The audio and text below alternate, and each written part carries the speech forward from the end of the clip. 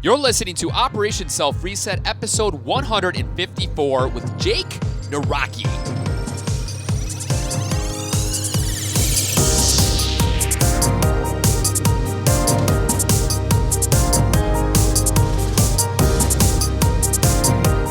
What is going on, you freaking awesome people? Welcome back to another great episode of Operation Self Reset. I'm Jake Naraki, here to motivate, inspire, and get you to change just a little bit. Welcome to the show if you're a new listener. Welcome if you're an old listener, and welcome if you've been with me forever.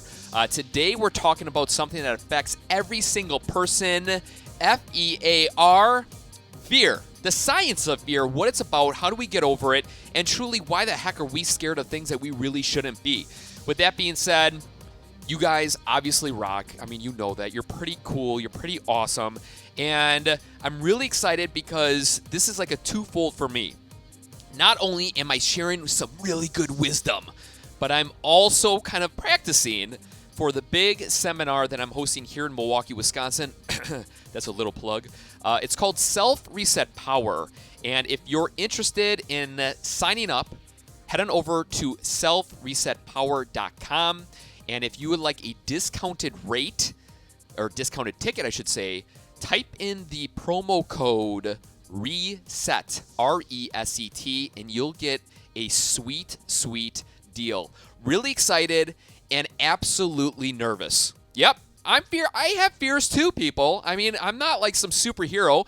A lot of you guys think I might be Superman, but nonetheless, I'm just like you. I put on my pants one leg at a time. But anyway, I was trying to reenact like my dad telling me that stuff. But anyway, let's do what we do best first, right? And that's the awesome sauce. Probably the coolest thing to ever hit the podcasting world. It's the most unique, the most stunning, and the world-renowned scream that has gone around the world. It's where we stand up in a powerful position and scream, I'm freaking awesome. Honestly, to this date, I don't know if there's any other podcasts that make you scream things empowering, like I'm freaking awesome, or believe it and you can achieve it. Anything like that. So, again, if this is your first time, join me. If this, you know the routine. I'm not going to ask you guys again. Just do it with me, okay? We're going to stand up straight. Put our arms overhead. You can wiggle your fingers. You can do the thumbs up, pinkies out, hang 10, bull horns, pinkies out, whatever you got to do. Chest up, shoulder blades back, chin up. Close your eyes. Think of yourself in a rocket ship, and we're going to scream, I'm freaking awesome, because you really are. So here we go. I'm freaking awesome! Woo! I just yelled that in the hallway. Right now, this is actually probably really cool. I got the whole house to myself. The kids are with my wife. My wife is coming home from school. I got off of work this morning, so the kids are in daycare, and it's like Christmas Day. I got time to, I don't want to say time to kill, but time to invest in educating you guys. And along the way, I'm helping myself. So this is, give and take, and I'm taking a little bit too.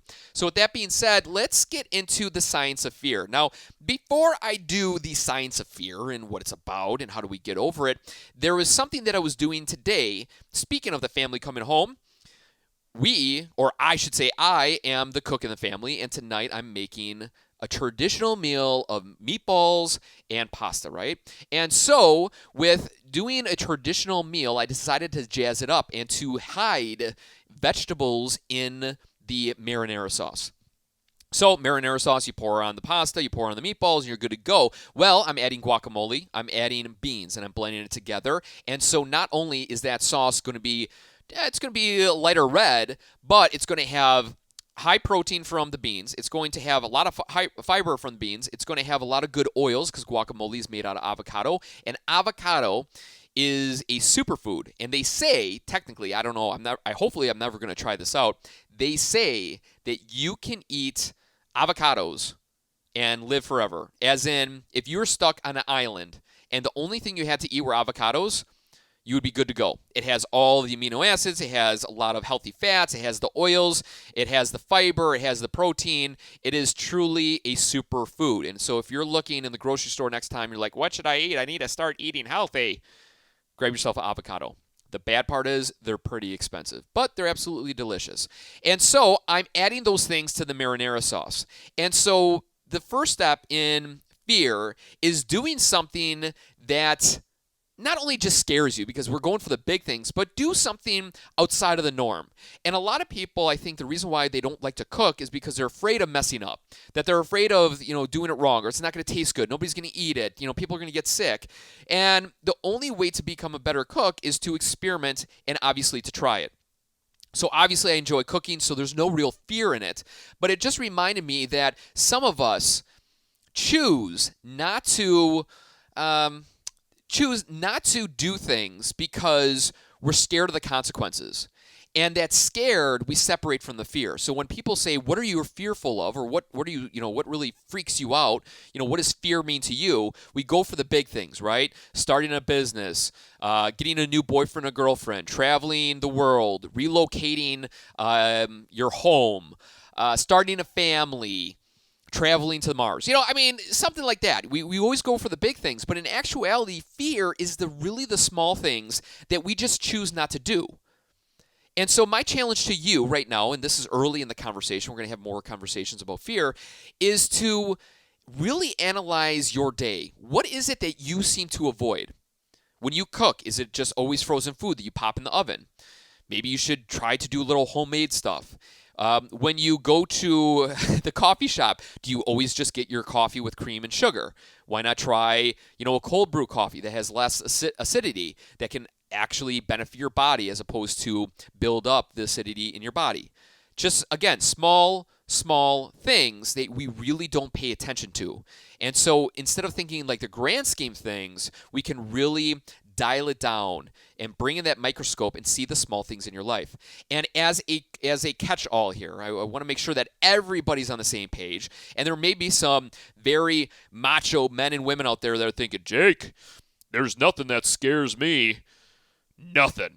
And I'm like, okay, come on. There has to be something. No, I swear, there's like nothing out there in the world that I'm afraid of. I can jump off cliffs. I can start businesses. I can gamble. I can jump out of a plane with no parachute. I can do it all. Nothing scares me. And I say to you is, what I say to you, because I don't even think that was proper English, what I say to you is, what are you not seeing?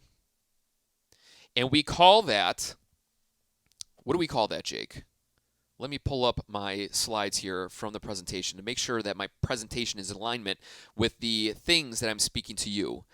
And that is considered your blind spot.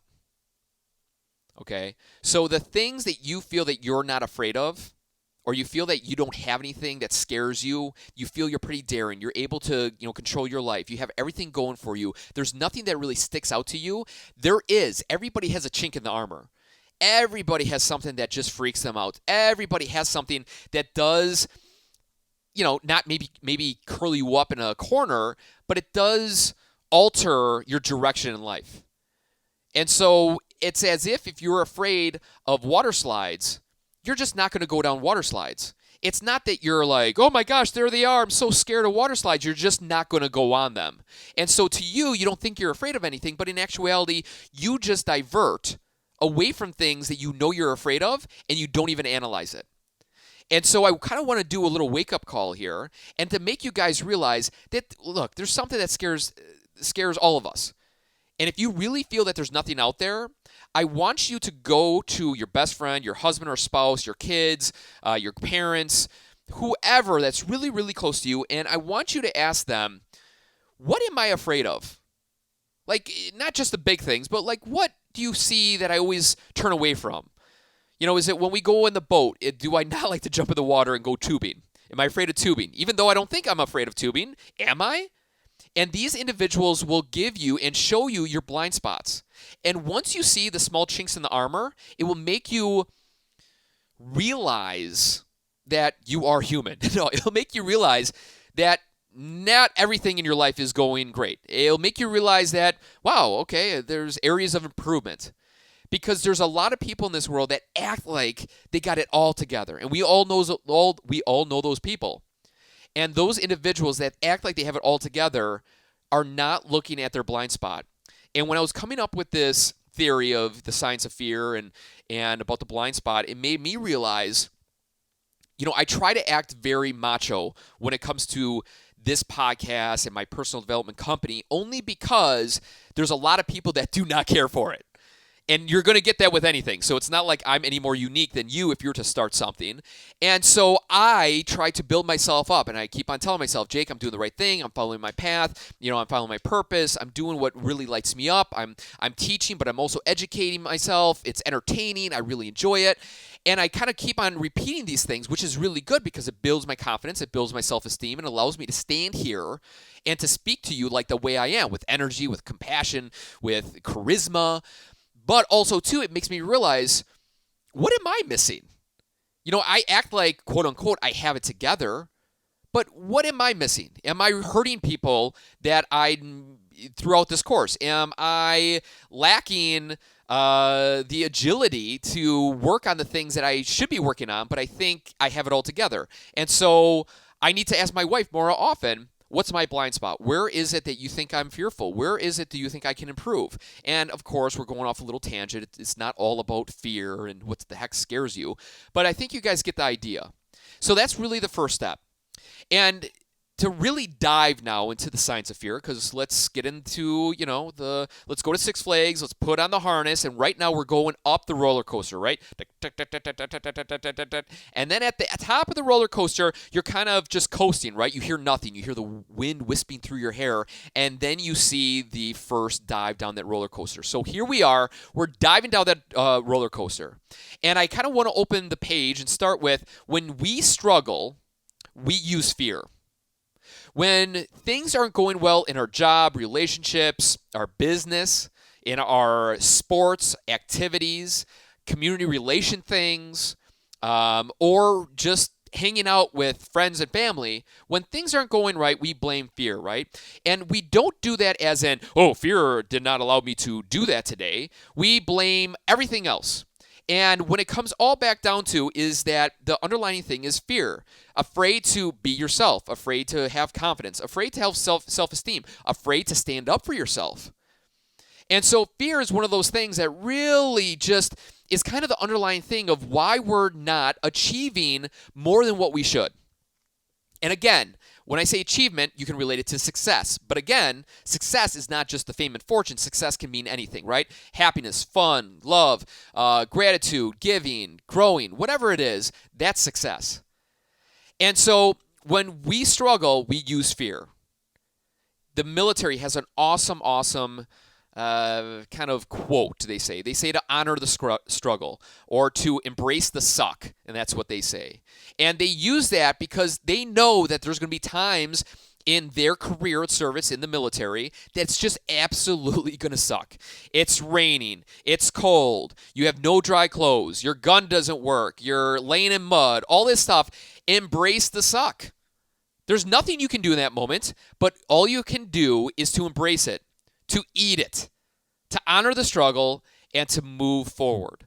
And so the science of fear really comes into, number one, realizing that we all have fear, realizing, two, that we have blind spots, things that we don't see around us. And the third is that we always need to understand that when it comes to fear, we always use a couple of things. We use interference, we use exhaustion, and we have patterns that really hold us back. And so fear is kind of that creme de la creme, right? That's like the sign walking into an ice cream parlor. And when you go to the desk and you say, I want some ice cream, they say, all right, great. Well, look at all the ice cream flavors we have. And in front of you are 4 buckets. The first bucket is exhaustion. The second bucket is interference. The third bucket is patterns, and the fourth bucket is love. I think I totally messed that up. But anyway, because I'm going off of my notes, and then I'm also trying to just go off the cuff, because this is what I really love to do. I really just love to connect with people and just to really flow naturally. So when it comes to exhaustion, the reason why sometimes we're not as proactive as we should be, or battling our fears, trying to get better, embracing the suck, honoring the struggle, is because literally we're exhausted. And we're exhausted because we're sleep deprived. We're exhausted because we don't eat the right food. We're exhausted because we're not exhausted because we don't hydrate enough. And we're exhausted because we're burnt out doing things that absolutely don't fill us up. We're pouring everything else into everybody else's cup, but we're not pouring anything into ourselves. And that's a whole nother podcast. The second is interference. Interference in the sense that when we are on this track to finally battle fear, interference gets in the way. As in social media, friends and family, other things that just slip into our mind because we have a monkey mind. Cleaning up our office instead of doing the work. Occupying ourselves with small knick-knack things when we really should be handling the big things in our life. Interference comes in many ways. It can come externally from somebody else getting between us and where we need to go, and it can come internally from us knowing where we need to go, but yet we kind of stall ourselves and we just go on Google and we YouTube and we watch TV when we know we should be getting the kids ready for the day, or we should be putting that project together, or whatever it is. And you know what? I'm raising my hand with you because interference affects my life so much. You know, putting this presentation together, there's times like, Jake, I got to do this. And next thing you know, I'm cleaning my desk, organizing, I'm refolding T-shirts or organizing boxes. And I'm like, what the heck? I'm totally stalling here. And that's interference. And I'm totally losing where I'm going here. So embrace it. The third is patterns. Patterns are what absolutely stall us. And it's kind of like the thing of habits and routines and those things. Patterns are what either make us victorious, or patterns are what stall us and don't allow us to move forward in our lives. Patterns of bad eating, patterns of sleeping in, patterns of not educating ourselves, patterns of not realizing that we have more potential than we currently have, and patterns of going, well, I've tried it once and it's not going to work again. Those are patterns, or AKA fear, that holds us back from getting to where we need to go. And the fourth is love. Love is those things that when we are trying to step outside of our bounds, we always think, are our parents, are our friends, our relationships going to support us? Are we going to be loved? Will I be loved if I decide to challenge myself and to go after something bigger than I could ever dream of? Will people embrace me? Will they be behind me? And that fear really pulls at those strings. And so in a recap, we have exhaustion, interference, patterns, and love. So let's now get into what the heck the science of fear is really all about. The science of fear. Now, this is going to be challenging for you guys to look at, to visualize, but I'm really going to try my best to lay this out in the correct framework. So I want you to imagine that you are a drone over a playground at a grade school. And on that playground, there's all these lines, and it's painted out, and they have the basketball hoop, they have a track, they got, all different weird stuff. And they have Foursquare. They have the 4 squares that are evenly divided, and 4 kids stand in there, and they bounce the ball to each other, or they bounce it off their knee or whatever. And it's 4 basically big blocks, 2 on the bottom, 2 on the top. And so we're going to start with the terminology here. The first terminology that I have is high fear factor and low fear factor. So what does that mean? High fear factor means something that absolutely scares your mind, your body, or your spirit. Something that absolutely scares your mind, body, or spirit. I'm going to use a physical fear device, and that is skydiving. I would say skydiving, to me, is a high fear factor in my life, and probably to a lot of us. Now, a low fear factor would be driving in a car. Again, driving in a car, there's a lot of things that can go wrong, but it's not as scary to me than jumping out of an airplane. Again, these are very large ideas. You can scale them down to a high fear factor would be public speaking. A high fear factor would be presenting. A high fear factor would be being a coach or a assistant coach for your kids' activities. A high fear factor would be cooking for a family. A high fear factor would be quitting your job and finding a job that you enjoy. A low fear factor could be brushing your teeth, vacuuming, the things that don't really scare you at all. I don't even know what they are. I can't think of really anything. So those are the first 2 terms, okay? We got high fear factor, low fear factor. And then the second 2 terms here is high attempts and low attempts. High attempts means you attempted something multiple times. We're talking more than 10, more than 20, more than 30. A high amount of times you repeated something. And low attempts means something that you haven't really tried at all, or you haven't really done at all. There really isn't any repetitions. If you've done them, maybe you only done it once or twice. So let's focus back on that grid. We got 2 boxes on the top, we got 2 boxes on the bottom. And let's start in the upper right box. We have high fear factor associated with high attempts. High fear factor and high attempts. So high fear factor, again, of jumping out of an airplane. But because we have high attempts associated with it, it's not that scary. Okay, I'm going to explain that again. High fear factor associated with high attempts is not that scary. It's something that really is scary to everybody else and even to you initially, but you've done it so many times. You have so many repetitions that it doesn't really bother you at all. It's the example for me, if I was to go skydiving multiple times, 20, 30, 40 times, would skydiving be scary? Sure, maybe I would be a little excited. I would still have the turning in my gut, but I wouldn't be like, oh my God, I can't do this. Chances are I'm going to be okay. So that's the first upper right box. Let's move down to the lower right box. This is where we have low fear factor and high attempts. Low fear factor and high attempts. This is where habits, routines, ideas, patterns, they all rest. So we have low fear factor of doing something all the time. Waking up, your morning routine, rolling out of bed, brushing your teeth, going to the restroom, taking a shower. And you've done that multiple years, that it really doesn't bother you at all when it comes on the scale to the science of fear. Because it's not scary, and you've done this stuff hundreds, if not thousands of times. So let's move over to the lower left quadrant.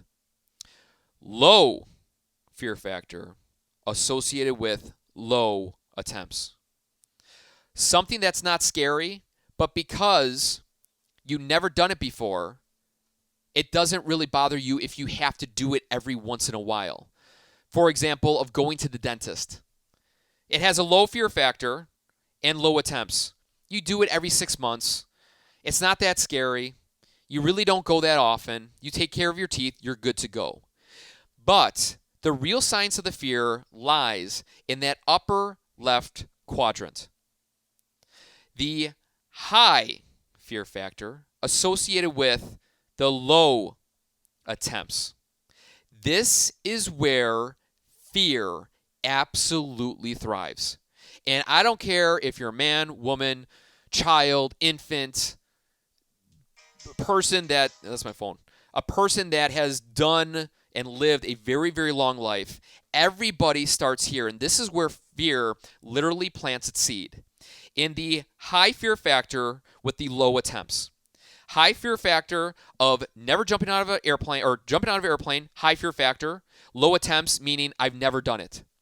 Now, I think we can all agree that if this was your first time to jump out of an airplane, you're going to be freaking out. Sure, some people can control it better than others, but nonetheless, you're still going to be very, very nervous, anxious, confused, concerned for your well-being. And literally, this is where fear starts to breed. Associate something that you really are fearful of. Changing jobs, starting a business, breaking a relationship, moving your home across country, living in a different country. And because it's low attempts, you haven't really done it, fear just sprawls in this quadrant. And it loves it. So the science becomes, well, we already understand how does it work? But then the question is, how do we get out of that state? How do we get out of that quadrant? The only way to get out of that quadrant is through attempts. Jake, what do you mean by that? So again, if you're looking at that 4 squares, the upper right quadrant, if you can remember, had high fear factor with high attempts. And so when you look at people that are quote unquote have it together, successful, happy, funny, have everything going for themselves, or they're able to be adventurous, or they're able to jump out of airplanes 50,000 times, the only reason why they don't have that quote unquote feeling of fear is because it was through the attempts. You start in that left quadrant of high fear factor associated with low attempts, and that's where fear breeds. Fear breeds. And if you're looking at people that absolutely have it together, or somebody you want to be like, or you inspire to become, the only way to get out of that fearful mindset is to truly increase your number of attempts. So referring back to my cooking example very early on in the podcast, by me always cooking and experimenting and getting better, the nervousness of putting a meal out in front of company or my family is still there. There's still a high fear factor, right? There's always a chance of rejection. But because of the high attempts and the number of attempts that I have gone out there and repeatedly made unique dinners, I'm out of that state. I'm thriving. I'm quote unquote successful in the minds of my family, minds of my company, because I'm a good cook. And I start to believe it too. There's still a lot of risk involved. I can burn people. I can make them sick. They could start puking all over each other. But also, too, because I've done it so many times, that it doesn't really bother me. So then it starts to trickle down into that lower right quadrant. Low fear factor with high attempts.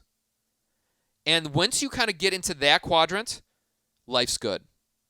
And so we kind of do this swing through those 4 quadrants of fear. We start in that upper left quadrant of high fear factor associated with low attempts. Then we slide into it still has a high fear factor, but we associate it and now link it with high attempts. So those emotions, those feelings, that doubt, the confidence, all that stuff starts to disappear. And then we can kind of relax and we fall into that lower right quadrant of low fear factor with high attempts. And that's where a lot of people stay when they are quote unquote successful.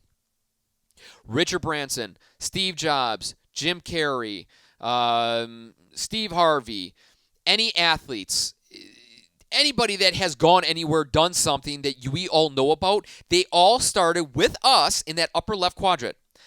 High fear factor with low attempts. A comedian was never funny 100% right out of the get-go. At first, they were freaking out. Sure, did they have the drive and the ambition to want to be there, and they knew they were a really funny individual, and they had it within them? But I can guarantee it, if we were to look at them behind the curtain, or to analyze their brain waves, or to look inside of their brain, we would know that they would be freaking out. Because all of us start there. High fear factor and low attempts. And so science of fear basically starts there, and that's the breeding ground of fear. And so anything that really scares you on a big level or a small level is not because that's how you are, that's how you're wired, it's the way my parents are, it's from the way I was raised, it was the way I was treated, well, it was the way that the doctor told me that I have ADHD, LD, depressed, anxiety, all those different types of things. That's not the case. It's because you don't have the attempts. You don't have the repetition. You can't go to the gym and just get it immediately fit within one time. You have to go there time and time again. So like losing weight. You can't lose 50 pounds in a day. Sure, maybe you could cut off, your waist or something and divide your body into 2 parts. That's the easy way to get rid of 50 pounds, but that's obviously not logical. But nonetheless, fear starts in that high-risk area, that high fear factor with low attempts. And if you choose to become better in that fear, if you choose to be better at that skill, the only way to get better and to be in those situations where you're confident, you're comfortable, and you're willing to do the diligence or do that thing, you need to increase your number of attempts. Guaranteed, hands down. When I started this podcast, for example, I knew I was going to stink. Suck, actually. I knew that. But I was cool with it. There was a lot of risk of putting your voice out there online. There's a lot of risk. And because I didn't do it too much, I was freaking out. I had the fears of doubt. I had the fears of what are people going to think about. I had the fears of, oh my gosh, nobody's going to listen to me. This is so silly. But through time, I've now kind of settled. I don't want to say settled. I'm kind of in between the high fear factor and the high attempts. And I'm kind of in between the upper quadrant and the lower quadrant of low fear factor and high attempts because I've been doing this now for a while. But I think that there's a lot of good value in being in that upper right quadrant. High fear factor, high attempts. Because when you're in that state, you know that there's still a lot of risk involved, but yet you're still hammering away, bam, bam, bam, bam, bam, hitting those attempts. That's a good place to be because you know you're getting better. You know you're getting stronger. You know you're getting mentally fit, physically fit, and just becoming a better individual. And so when you think about fear in your life, or maybe you can share this with somebody, it's not because it's the way they're designed. It's because they don't have the number of attempts to get them out of that fearful state. And like I said earlier, one of those things of love, I won't be loved if I do A, B, C, or D. You will be loved. You just haven't gotten out of that first attempt. You haven't done anything to even see if people will or won't love you. The example I like to think of is Richard Branson. Richard Branson has I think throughout his whole career, he started like 30 to 40 companies. From Virgin Cola, Virgin Galactic, Virgin Airlines, Virgin Mobile. I mean, the Virgin brand goes very, very deep in many, many areas. When Richard Branson first started out, he was in that upper left quadrant, in that fearful quadrant of high fear factor and low attempts. He was freaking out. He had the emotions. He had the doubt. He had the lack of confidence. He had the low self-esteem. He probably had the depression. He had his anxiety. But over time, the more and more companies he got and acquired and made and designed, he slid over to that right quadrant. Still high fear factor. Business is always going to be a high fear factor. But because he's done it so many times, his attempts increased that he's almost kind of fallen a little bit. Slid into that comfort zone of the low fear factor and the high attempts. Hopefully that makes sense. And my dramatic pauses are designed to help you kind of drink this in. As one person would say, to soak it in. Or as a coworker does when we make brunch at the firehouse, he uses a, this is pretty funny. So on Sundays, our fire department, all the firehouses, we make Sunday brunch. Pancakes, bacon, eggs, sausage, whatever, gravy and biscuits, whatever. I mean, the sky's the limit. Pancakes, it doesn't matter what it is. Nonetheless, but there's this one guy who enjoys soaking up grease, and he will take the innards of a bread loaf, and he will dip that bread in bacon grease and eat it. And I heard recently that sometimes he even puts mayo on that bread that was dipped in the bacon grease. How wild is that, huh? Wow. So, yeah, I don't even know why did I even say that? I don't know. I think I was relating to something. But nonetheless, reflect on your life. Things that scare you aren't scary. They're only scary because you don't have the enough attempts to get you out of that state, to get you out of that mindset, to get you out of that funk. And I guarantee it, if you continue to go up on that stage time and time again, you will become a better individual. It's like a parent that has one child. Oh my gosh, what do we do? He's coughing in the middle of the night. We should run down there and wake him up and pull him up. And then by child number 4, it's like he's coughing. Oh, just let him be. He's fine. Because, yeah, sure, is it still, there's a high fear factor there, right? It's a human being you're taking care of. But because you've done it so often, it doesn't really bother you.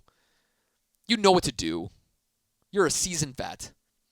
And so I want you to look at your life. What the heck scares you? Why does it scare you? And how many times have you attempted doing it to see if you can get out of that state?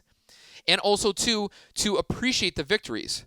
to find something that you were scared of and to see that transition happen because you've done it so many times. It could have been a new role at your job. At first, you're like really nervous. Oh my gosh, I don't know what to do. And then you become very good at it because you've done it day after day after day. People threw different questions at you, and then you learned from it, and you grew from it, and you became the person that you are today. So challenge yourself and really think about those things. The science of fear is designed for all of us to succeed. The challenge is a lot of us use the fear to hold us back. And once you get past that, that's truly when the awesomeness happens. Truly. That's when you become freaking awesome. That's when you can stand up straight, believe in the process, believe in the system, and say, you know what, I am pretty freaking awesome. I came from A, and now I'm at Z. I came from here, and there I am. So hopefully this gives you a little clarity in the whole realm of fear. And again, if you feel that you are not fearful of anything, you feel Mr. Macho or Mrs. Macho, go ask your partner, your spouse, friends, family, whoever, and just say, hey, what is something that I always seem to steer away from? What's my blind spot? What's something that I don't usually do? And you see me kind of get out of. And I guarantee you, those things are going to really shock you. Because all of us have something that we kind of, quote unquote, run away from.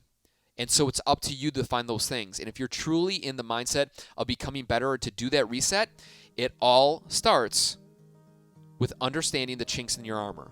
And once you do that, bam, you're good to go. So with that being said, I appreciate you. I thank you. I need to end this podcast to enjoy my unique marinara sauce with guacamole and black beans. And to you, enjoy yourself. Try something different. Try something unique. Get those number of attempts up so the fear can leave you alone. To all of your success, I appreciate you. And like always, be freaking awesome. We'll catch you next week, Wednesday, for another great episode of Operation Self Reset. And hold on. And if you're interested in joining my event, Self Reset Power, head over to selfresetpower.com, enter the promo code RESET, and you can get yourself a sweet little deal courtesy of me. Because you're a fan of the podcast, you're welcome. I appreciate you so much. So with that being said, we'll see you next week. Enjoy your week. Be freaking awesome. See ya.